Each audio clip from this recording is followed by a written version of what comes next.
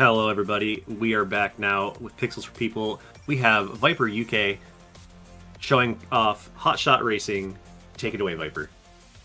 Okay, yes, hello. This is Hotshot Racing, released back in 2020. It was made by the guys over at Sumo Digital, who made quite a few different games altogether. So what we will be doing today is the normal GP 1 to 4. So in this game, there are 4 tours that you're going to do altogether, 4 individual Grand Prix, and we're going to do each one with 4 races each. We're going to be doing them on the normal difficulty. There is a hard and expert difficulty, and the game is kind of split up like the 50cc, 100cc, 150cc from Mario Kart and stuff like that. I think it is. Basically, the hard difficulty, the faster the cars go, and the harder the AI becomes. Now, a lot of this will involve having to basically do a lot of boosting and saving up boost and boosting at the very last moment. Anyway, we'll get right into it. So we'll get into this. So we'll go to Grand Prix, the tour, do normal, which is the first one here. We'll go playing as Kaiko because she has this car here, which is the Super F90. Now I will just mention, so timing actually starts when you see the 3, 2, 1 go. That's when the timing starts for the finale. Sorry, for the timer start, and then the timer stops when we cross the final line. Now the game is measured in IGT primarily, with RTA coming second, but RTA is about 3-4 minutes slower, and don't worry, the estimate will equivalent for that. So we'll get into it, and we'll get going, so here we go. And yeah, we're going to get right into it, and yeah, here we go. So it is 3, 2, 1, go. So, as I was saying, Hotshot Racing released back in 2020. It is seen as an arcade racer. Now, one of the main things that I will kind of mention is straight off the bat that the art style is probably rather unique for what it is. I know a lot of games tend to go the style or the direction of the classic, like retro style, I guess you could call it, that sort of thing. So one thing to mention. So time is gained in this run by primarily not just being out front. Being out front is one thing. That's what the game likes to do. Well, that's fine. But essentially what we need to do is we're going to play all the races in manual gears, and we're also going to try and get boost starts, which is how you, a bit like, again, very similar to how you have in Mario Kart, where if, for example, you hit the boost at the right moment, you'll get a boost start. If you overrev the car, then you will end up having a slow start. So fairly straightforward enough. Now the AI will be a bit brutal at times, as you can see, but also not only that, you may notice that the AI gives you, there's a slipstream mechanic in this game, and the slipstream is quite overpowered. So we will want to make sure that we're setting as fastest lap times as we can. And just like in Mario Kart, I believe, as well, you have the music that you can hear. It speeds up towards the end. So what I'm going to try and make sure that I do during this race, or during each race, is obviously I want to be drifting as much as I can to build the boost bar in the bottom right corner. But not only do I want to be filling up said boost bar, but I also want to be making sure that I am not going to lose these races. Now, obviously, the AI will be sticking to me quite a lot as we go on. So we're going to keep behind these guys and boost when the time is right, which is about there. And that should be enough to get us to the end, just like that. And there we go. Okay, so that's the first race done and dusted. So that's called the Marina. So next we go to Area 41. So we're going to make sure that we boost as much as we can. Get a boost start, as I said.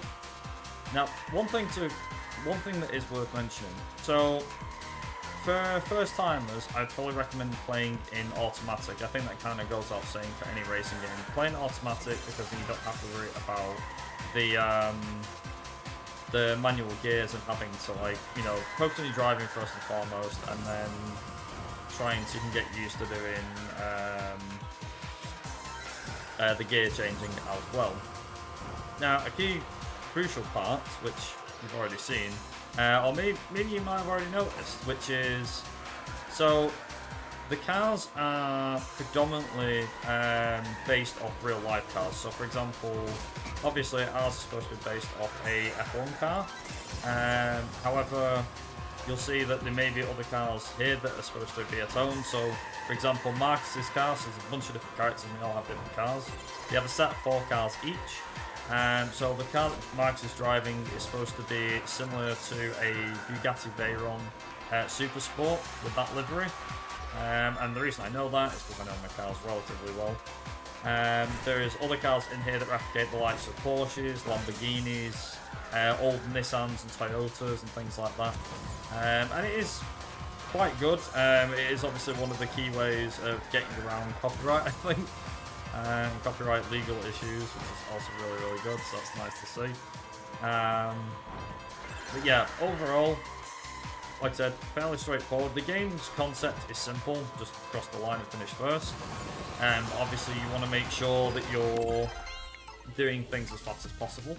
Now, all the main things to mention is, I mean, personally speaking, I quite enjoy it, is that in an early version of this game, the main thing that showed its head was that in early builds, the game was classed off as, it was a racing game that had weapons. So essentially this game has been dumbed down, so to speak, to have just nitrous being the main thing.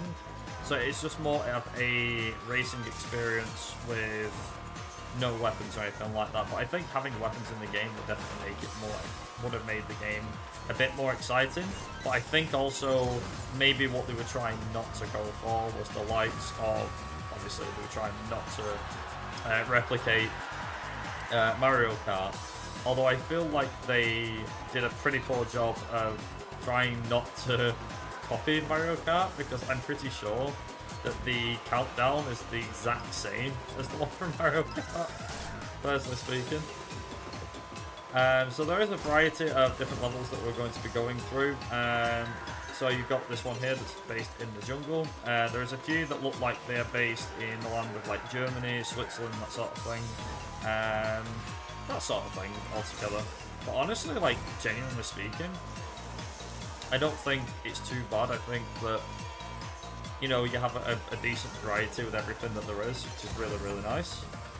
But yeah, as I was saying, so you have checkpoints and things like that in this game, which you obviously have to cross to get more time, otherwise it's game over.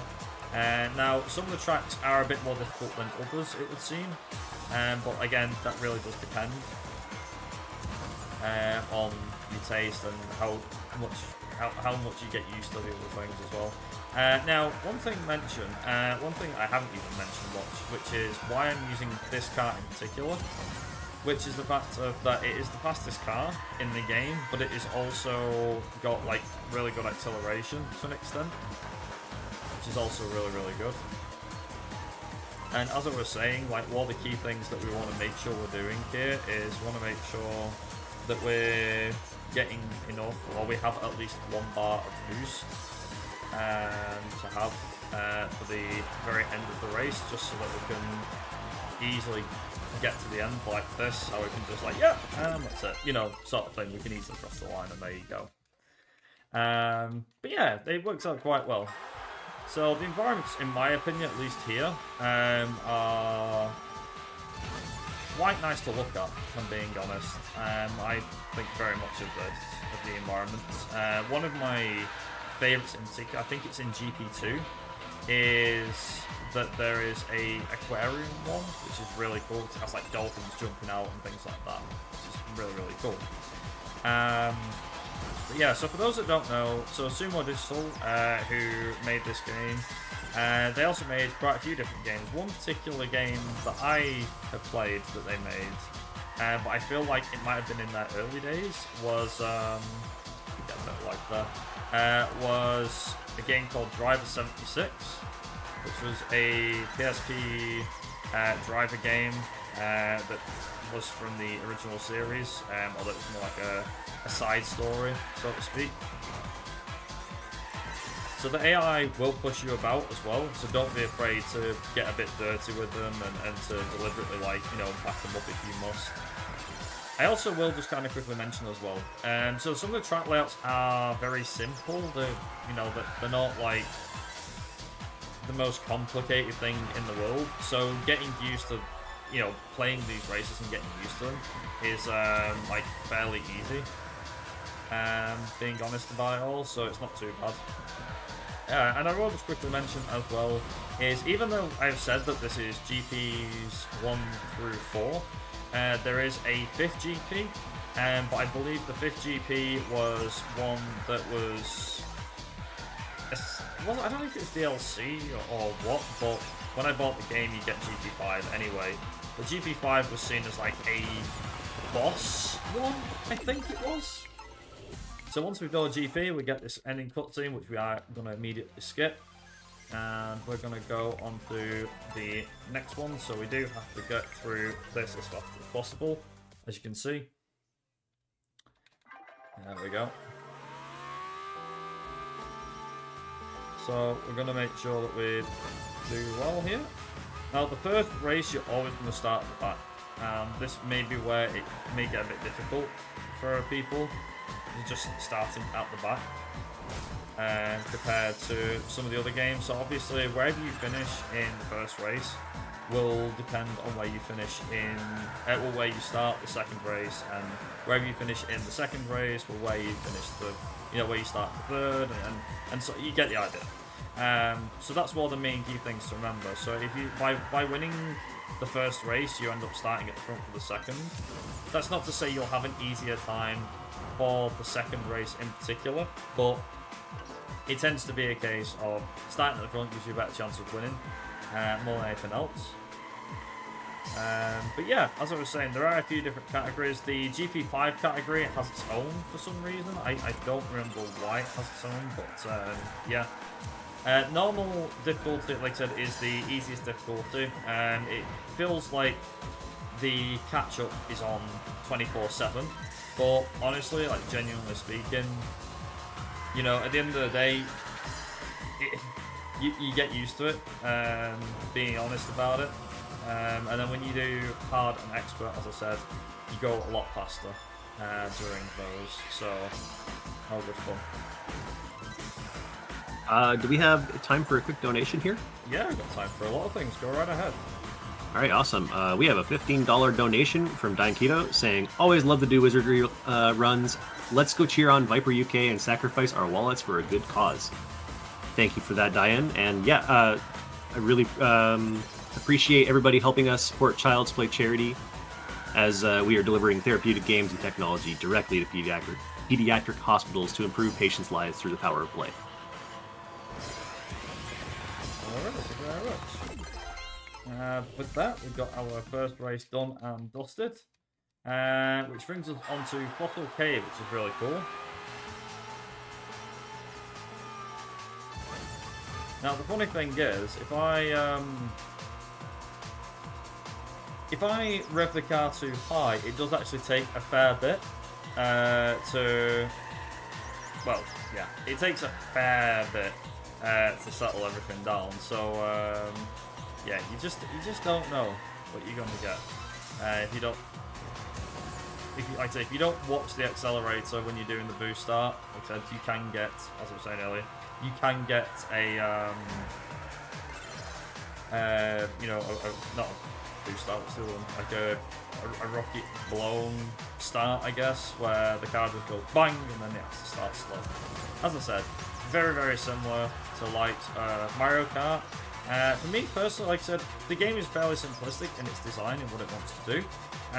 Me personally, I quite really enjoyed the indie game scene in the last couple of years, especially during COVID as well. A lot of my games that I buy and look forward to nowadays are indie. Personally speaking, I thought that the in my personal view, I'm just going to go off on a quick tangent here, but I do think that the indie scene is getting very strong nowadays, and I felt bad for overlooking it, because unbeknownst to me, granted, okay, it might be like, I think you could probably get this on offer at the moment, for like £10 or something like that, maybe a bit less, but that's also another beauty of indie games. A lot of indie games are cheap, but like, obviously, you're not, some indie games can provide a really great experience, others less so, but it depends on the indie game itself. For me personally, with Hotshot Racing is a game that I can get a lot of fun out of for about an hour or so. You know, to do runs of it, it's short enough that I can do runs of it and not really get too bored about it. It allows me to relax and chill out. And in my opinion, keeps me on my toes, because like the AI is completely random on every single race that we do. So, for example, I can do that. Right at the very end, there you go, just getting it over the line. There are a few times where it can be a bit more tricky, but as I said, for the most part, just take each race at a time. So, this is the track that I was on about earlier on, which is called Ocean World. And this is the one that races through an aquarium. It's quite nice, to be honest. So, as I was saying, like, one thing to mention is I think there's 12 characters with 4 vehicles each, and I believe that the game puts them in a set vehicle for the Grand Prix, and then obviously you can go from there for that. But you're able to pick from any of the 4 cars that that character has, which is really cool. What gets even better is that there are unique challenges as well. You can customize. You can customize and buy certain parts for the car, so you can like change the rear wing, the front wing, the side skirts, the spoilers, the paint jobs, which can be like paint schemes and stuff, which can be unlocked by using the other cars. So, for example, for me to unlock paint jobs for the F1 car, I need to use I feel like was saying the character I'm using. You have to use some of her other vehicles and like drift for like a few seconds or something to unlock paint jobs for not just for her other cars, but not just for that particular car, but also for like the other ones that they own that character might have, which I think is a unique concept. But like I said, I think personally the whole idea of a indie racing game, especially with this as well, is that, as I said, it's simplistic in its design. I do quite like its art style. I know a lot of games tend to go for this sort of art style these days, but personally speaking, I absolutely love it.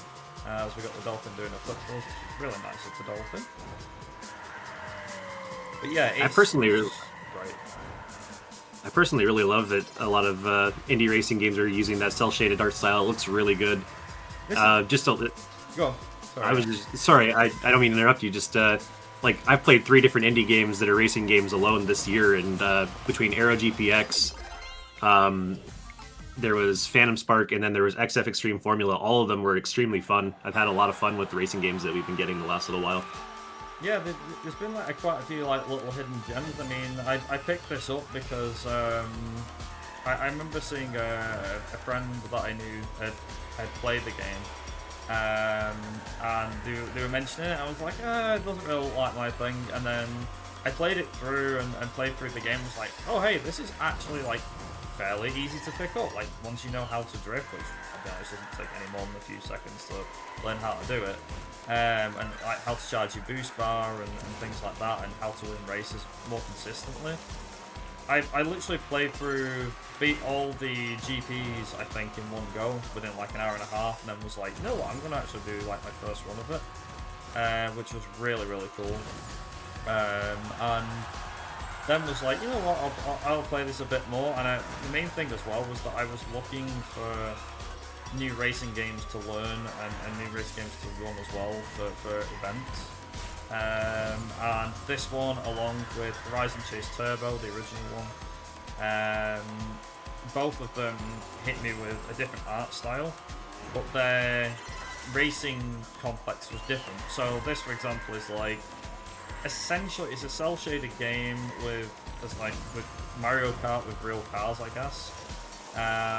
Well, fictional cars, but they look realistic enough. But then there's also other games that I have played. So Art of Rally was a nice little gem. Also came out the same year as this, which was a top-down racing game that also had like a boxy style design, which was really nice to look at. In my personal opinion, it's nice to actually see these classic art styles make a return, because I know that in like modern AAA gaming, everything's about graphics these days and not enough about the content. Whereas I think the indie game scene is more of a case of they've got more free will. Not to say the AAA games can't do it, but it feels more like the indie game scene can do whatever they please, and the AAA is focused on, oh hey, let's see how realistic we can make like the weather look, or how good we can make like the puddles on the floor look. And it's like, yeah, that's great and everything, but if the game's lacking quality or content, then is there really any point in playing it? I don't know. But there is a few other games as well. I would just kind of like give a mention to a few other racing games as well, indie games in particular. So if you like this sort of thing, would recommend checking out, I think it's called Formula Retro Racing, which is in a similar sort of style, but it's also very much like Daytona driving. Daytona, but if it was an F1 game instead of NASCAR sort of thing. Would highly recommend checking that out. And there's a game called GDI Rally, which I recently learned about, which is also an indie title, and that is a replica, I guess. It's like a Sega Rally Championship clone.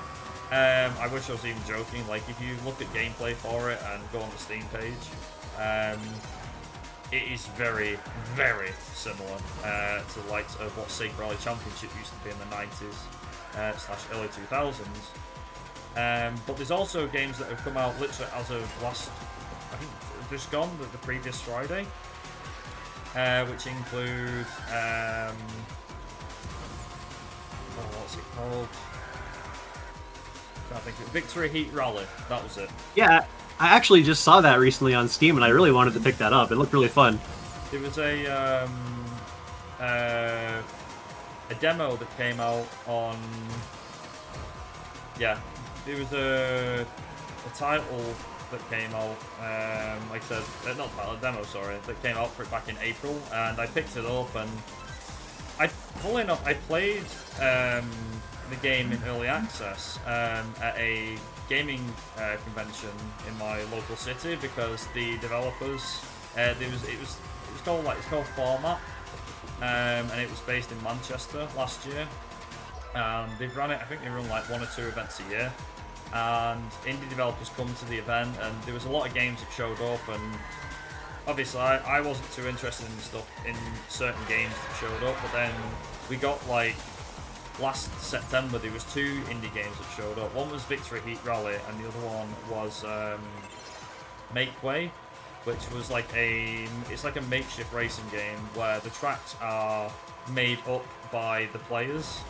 So you put your pieces together, so you all get like one piece of the track each, and you go, right, okay, I've got this piece of the track, right, okay, I'm going to put that there. I've got this piece of the track, right, okay, I'm going to put that there. So basically every race you do is completely random, because it depends on where you decide to put the pieces, which I think is a very cool concept.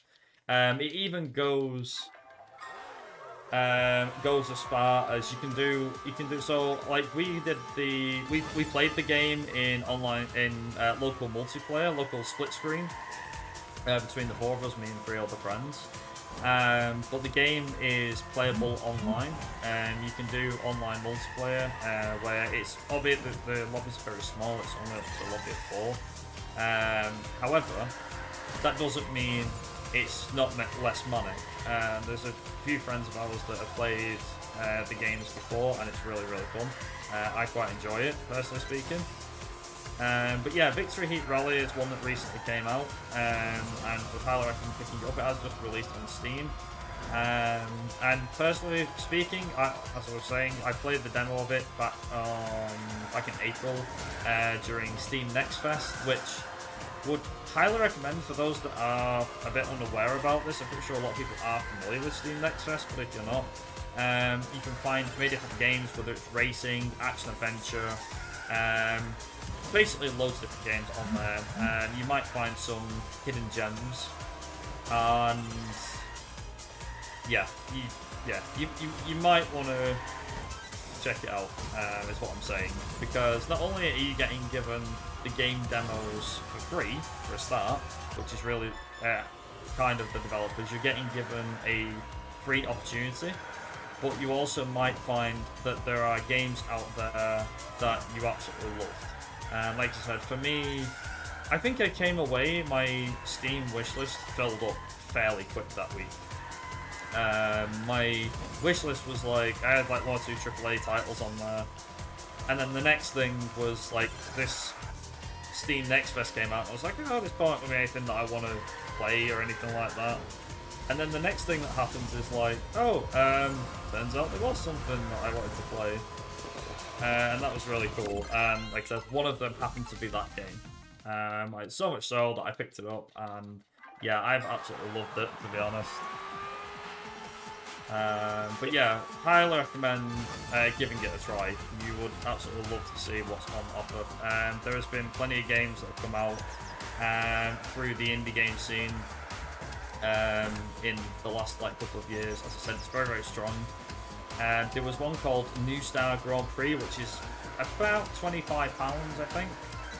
When it's not on sale at the moment, but like you can buy it for I think £25, but when it's on sale, it's definitely worth it. But that is essentially like an F1 game if you were, well, if you're able to develop like the car's engine, the aerodynamics, like you were a driver, but also you decided where all the money went, that sort of thing. Like I said, there's various amount of games out there. There's a few games that are clones of others, but just because they're a clone doesn't mean they're bad. That's the other thing as well. Some clones can actually be really fun, even though they're not based off, it's not the original game, so why would I play it? I mean, take for example, look at how popular, granted back in the day, look at how popular the Saints Row series was with the rise of Grand Theft Auto. It's kind of like the same thing, that sort of thing. Granted, Grand Theft Auto sold more than Saints Row, but people really do still like to play the Saints Row games because they were essentially seen as games that basically, like, Grand Theft Auto couldn't let you walk around naked, for example, and other stuff. I'm not going to get into it, but it sold a fair bit. Granted, it wasn't the main game, but you get the idea. Like, this game might not be, a Mario Kart game, and it might be, very simplistic in its design, and it might only fulfill you for maybe an hour or so, but this is also where speedrunning games kind of comes in. The thing is as well with indie games, is one thing I've found a lot is, because obviously speedrunning's become a lot more mainstream over like the last, 5 or 6 years maybe, I'd say. It's become a lot more mainstream over the last couple of years for sure, especially during COVID. But like with indie developers, granted they are not so keen on seeing their games get completely destroyed, but at the same time, they're also supportive of the fact that, oh hey, you're beating our game in like an hour and a bit, like that's actually really impressive. So it's also getting them out there as well. That's the thing, like indie developers are out there because they want to make an impact within the gaming scene, and obviously they need the consumers' help to do that. And they can only do so much, and the other thing is as well is that there are, another thing to kind of point out is that you know, with indie games as well, not saying anything about AAAs here, but, you know, if you tend to find a bug, you can probably report the bug to the developers, and it's like, oh yeah, you know, we'll fix that, and then they can usually fix it within, like, a couple of days, or even, I mean, for example, some games, like, for example, Parcel Courts, which recently released, which is a, like, a Bomber Cyberpunk, so Jet Set Radio kind of vibe, for those that remember those games, mixed with, like, they've mirrored BMX sort of game. You know, that game only just released recently as well, and that's had a fair few performance issues, but then, like, the developers said, you know, look, you know, we're working on it and everything. You know, and people have said, oh, I found that this is wrong, and I can't do this, and I can't do that, and, like, you know, the developers are actually responding personally and saying, you know, not just, oh, we're listening, but also, you know, we'll fix that. Because obviously that's just going to ruin the experience, not just for that person, but it will ruin it for other people as well. Especially, like, when you're, you know, when the game's released as well. I mean, not to say that indie games shouldn't get any criticism, because I do think you should be allowed to criticize indie games, but I feel like people are a bit too harsh.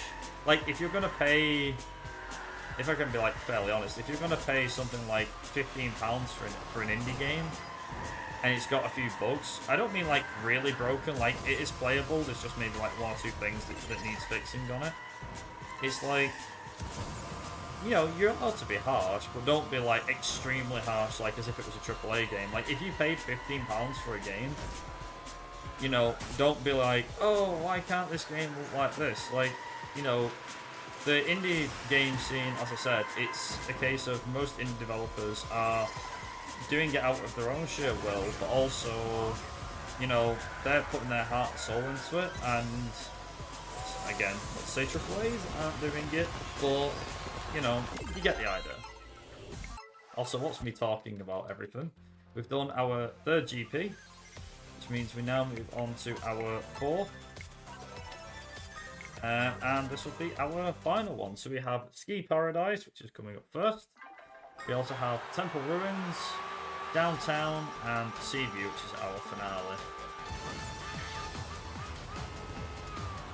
So we're going to make sure that we're immediately, I was going to say on the back foot, but we immediately want to make sure that we're going as quick as we can and boosting as much as possible.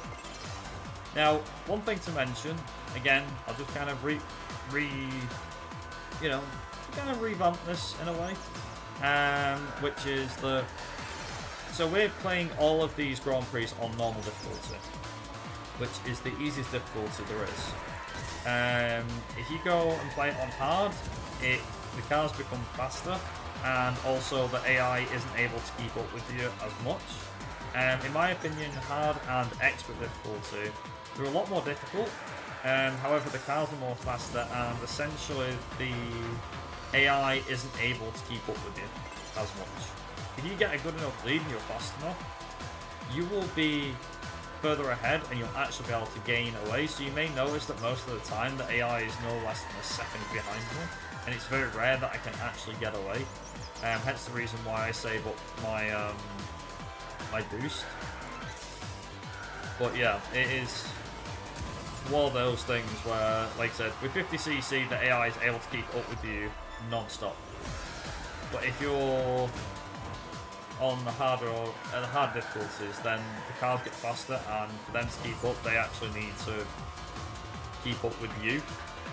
That's not to say hard and expert are easy, by the way. I'm just saying, like, the cars will get faster, but if you do get really good at hard and expert difficulties, then you'll able to actually pull a gap off, which is somewhat convenient. But in my opinion, if I can be, like, straight up honest, I feel like the normal difficulty gives you a sense of challenge because the AI is always there with you, which is really good.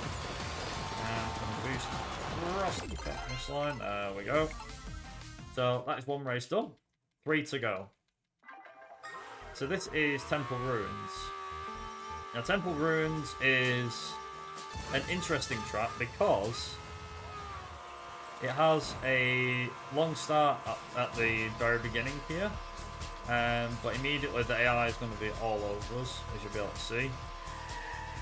And I'm going to actually bring the AI into play here a little bit by letting them like pass me, but also you can use if you so desire, you can use the AI to push against.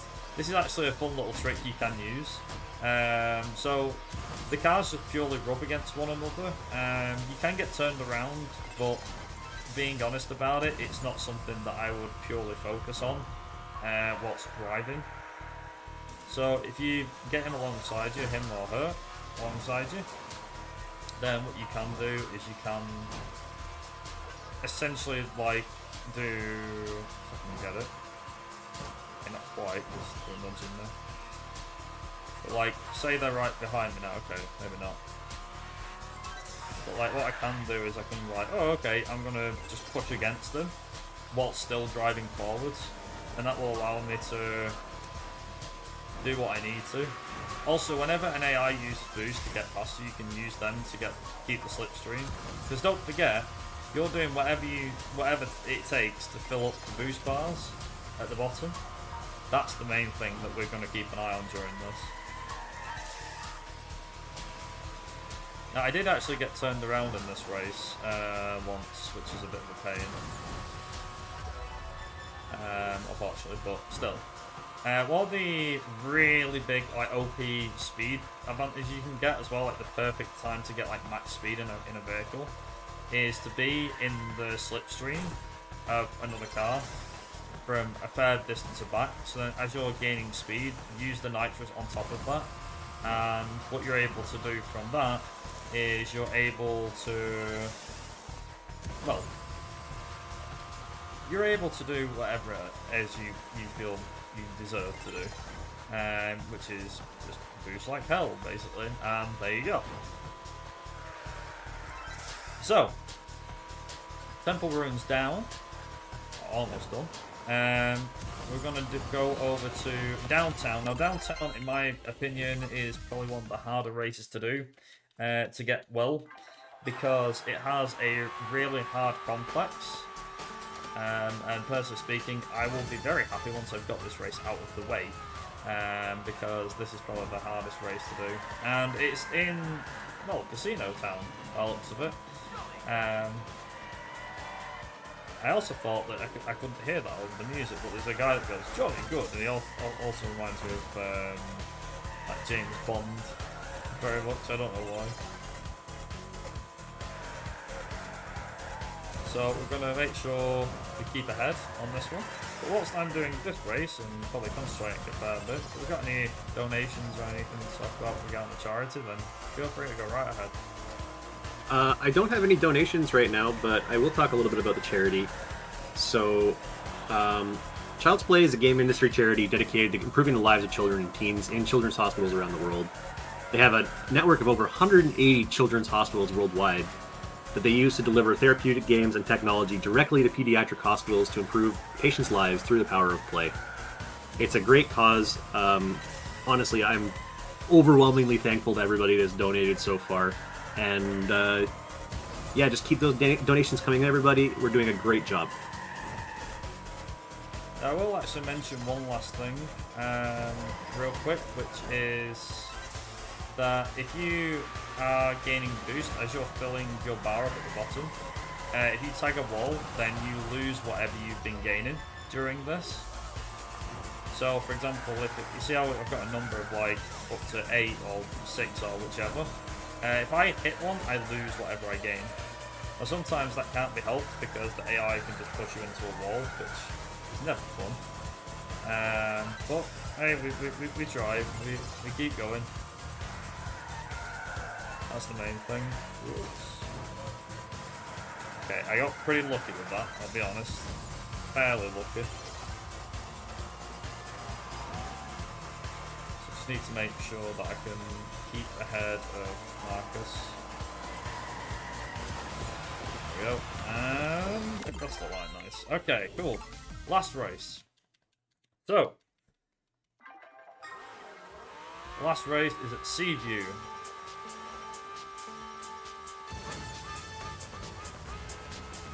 So time is coming up. It will be when I cross the line. So we'll see how we get on with this one. It's also worth mentioning as well. So the ending. When you beat a Grand Prix, you unlock an ending for the character that you're using. Now, obviously, we're using the same character, the same car the whole way through, so we're going to have the same ending the whole way through. However, if we were to use one of the other characters, then what would happen is I would get a completely different ending. Also, that's what happens when an AI decides to try and take you out. It's always fun. Toshiro is really being a pain right now, I don't know how, but anyhow. It's also pretty fun for me because I can just use the slipstream to get right past them. Yeah, we'll be coming up right near the end of this on the time, so try to tag time if I can. The other thing is as well is obviously I'm trying to go as quick as I can. But the other thing is as well is that it depends on a fair bit of luck with how you drive and where you're able to use the boost and get boost from, which is always fun. So yeah, way down here and that's the line from the final lap. Yep, thanks to Shiro, being a pain. Thank you very much. So even though I'm right at the back here, it's a nice takeout to Shiro. Very nice.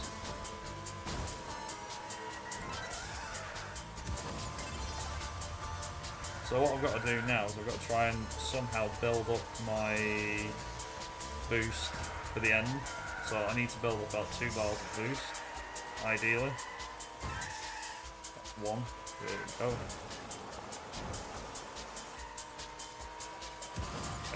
Use 1 bar here.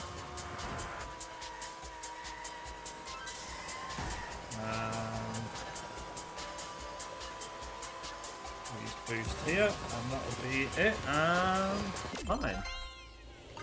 And that is it. That's it. We won. Hey! So there you go. But yeah, the finale is essentially the. It wasn't even about me. It's probably, like I said, it's a very easy category to do, but the characters' endings will change depending on... If you do, basically, it doesn't matter which Grand Prix you do, but if you do a Grand Prix with a character, you unlock an ending, another character, another ending, and so on. So they all have their own unique ending for a Grand Prix. So, and that was her. That was hers.